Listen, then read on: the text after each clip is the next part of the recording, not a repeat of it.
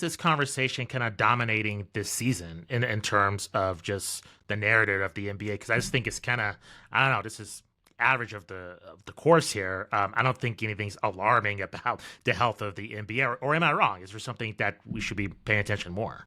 I think there are things that you should be paying attention to. I think it's important, especially in the NBA, because the NBA is different from the other leagues. There are people who are invested in the NBA failing. And the reason they're invested in the NBA failing is because it's a league that's predominantly black with predominantly black superstars. And so there are people that want the league to fail because of that reason. And so you have to always have that in the back of your mind when you assess the problems that the league is having, because sometimes the actual problems that the league is having, and there are some, get blown way out of proportion by people who want the league to fail and are looking for a reason to the league to fail. So you have to take that and put it to the side. There are real issues, I think, with play style.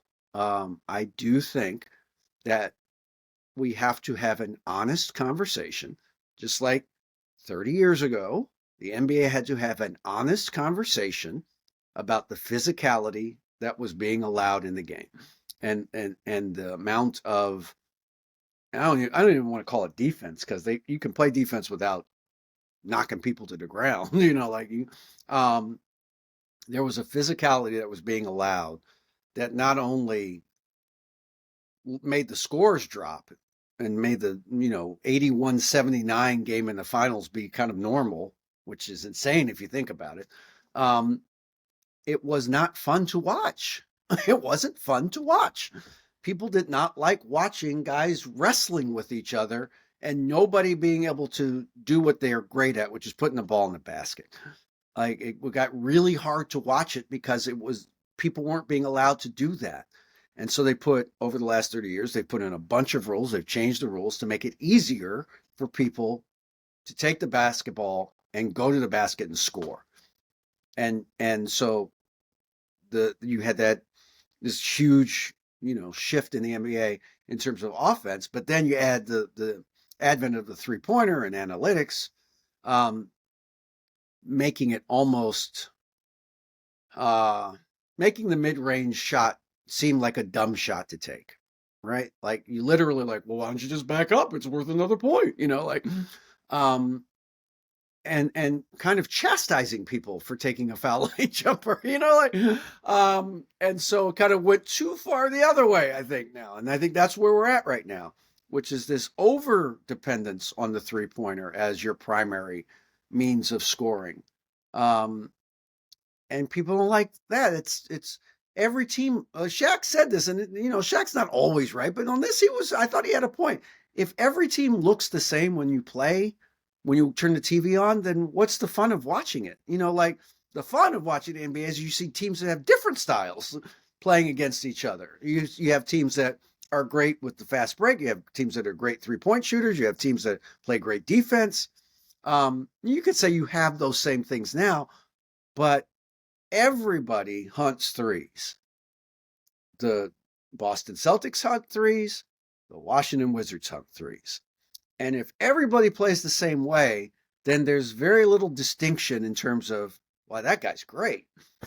Well, how great can people be if everybody's taking 9 threes a game? You know what I mean? So you're you've warped the game into this version of the game, which is not aesthetically pleasing to people, just like too much holding and grabbing and shoving wasn't aesthetically pleasing.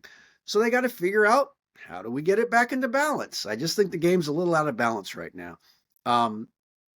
So that's a real thing. But to your question about ratings, like, ratings are I think they're ephemeral. I don't think that they mean anything anymore. Certainly not what they meant 20, 30 years ago when we all watched television. That's how you could decide if something was popular, because all of us watched television. We all watched the same 4 channels, and you could decide, okay, the majority of the country thinks that this thing is the most important thing because they were all watching it. Well, now nobody watches television. Nobody under 30 watches television to get their information.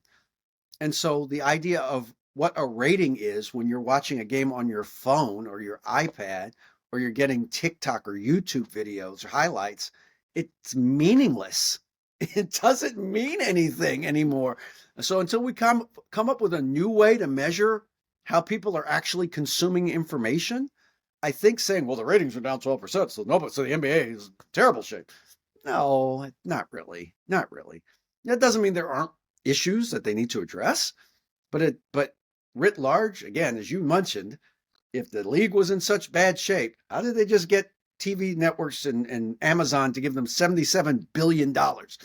Like, these are smart people. They're not morons. So they wouldn't do it if they didn't think that that product was worth them investing in. So who's invested in the league failing? Like, can you kind of go into specifically who are the bad actors invested in making sure Oh, the I NBA? think any random sampling of Twitter will tell you the people who are invested in the NBA failing. I mean, let's be honest. Like, there's people who don't like LeBron James because he didn't like the former president and the soon to be future president, and they don't like that, and so anything bad that happens, they will assign blame to LeBron James and to the NBA, because the NBA has coaches like Steve Kerr and Greg Popovich who are very outspoken about social issues, and who are very progressive about those points of view. There are people who disagree with that and want them to not succeed as a result of it. And so that's pretty obvious. I don't think there's much secret to that. You just don't have that in the NFL or baseball. You don't have people saying go woke, go broke. Like, you don't have these kind of pithy slogans that that people say about the NBA, and the causes and the things that NBA players think are important, as opposed to what football players and baseball players think are important.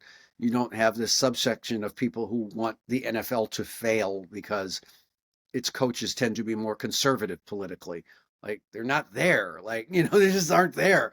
NBA, the NFL is more popular than ever, even though a lot of people disagree with its political stances on things. So that's what those are the people. It's the same people that you know are disagreeable about a great number of things that a lot of people would want to happen in this country. Seems like I I mean to root all the way for failure. I can't even picture what that looks like for the Yeah. NBA. It's so Hmm. unthinkable because it is a well-established institution and a live sports product. I mean, perhaps they wouldn't get as great a value in the next TV contract. I think would be the most that they could possibly fail. But as Right. far as the league ceasing to exist or something like that, that's Yeah. never going to happen. Well, I doubt that that's going to happen either. I think that, again, um, they, when the first reports came out almost 2 years ago that the league was looking to triple its media rights deal, there were so many people that, oh, that's ridiculous. They're never going to get that much. They'll be lucky to get 10% more, and they tripled it, just like they said they would. They tripled it. So at some point, you have to kind of accept that they know what they're doing. Nobody is arguing that the NFL isn't the most popular sport in the country. It is by a huge margin, and will always be the most popular sport in the country, because it has structurally some things in place that just make it easy for it to be the most popular sport in the country. Um, but that doesn't mean the NBA or Major League Baseball are dying. They're not dying. They're still supported very strongly by people who have loved them for generations and will continue to love them and enjoy watching them for different reasons, and enjoy the sport for different reasons. And they'll be fine, and they will continue to be fine, and they will be consumed in a different way. And the people that consume them will expect them to be there in a different way. And so that is where I think the disconnect between ratings and reality is because my kids do not watch television. The only time they watch television is when my wife and I are watching a game, and they'll watch the game with us. But other than that, they spend their entire life on their phone and on their laptop or their iPad. That's it. And that's every kid that they know. And that's how they learn. That's how they That's how they communicate with each other. And we don't have a good way to kind of determine how many of them are watching something at a given time. Now, we probably will in the next 15, 20 years, but we don't have it now.